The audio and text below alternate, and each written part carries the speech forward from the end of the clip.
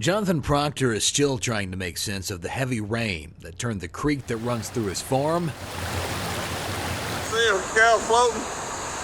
Yeah. into a massive tide of destruction.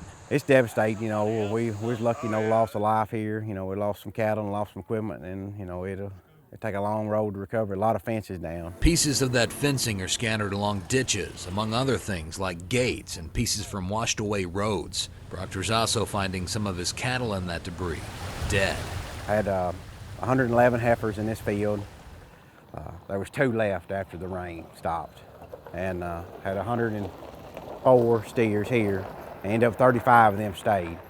And at this moment, I've got 100, roughly right around 100 back captured. Unaccounted for is somewhere around the 50 mark right now. The cattle Proctor has managed to get back are scared and facing health concerns. They're gonna have some respiratory issues. So they're coughing, and it's just there's no telling how much water they swallowed, and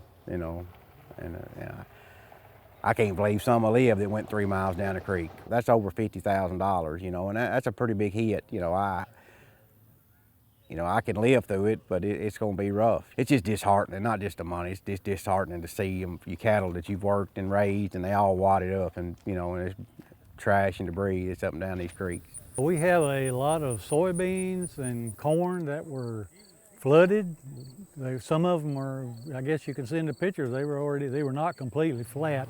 On the other side of Humphreys County, Steve May and his son are assessing what's left of their soybeans and corn. Until it matures, we really don't know what's going to happen. The beans especially, because they're green, and we've had this happen before, and when they're green and the water gets over them, seem like it just messes up their ability to mature. In Waverly, business offices like Farm Bureau are dealing with damage. We have built our office up 11.5 inches above floodplain.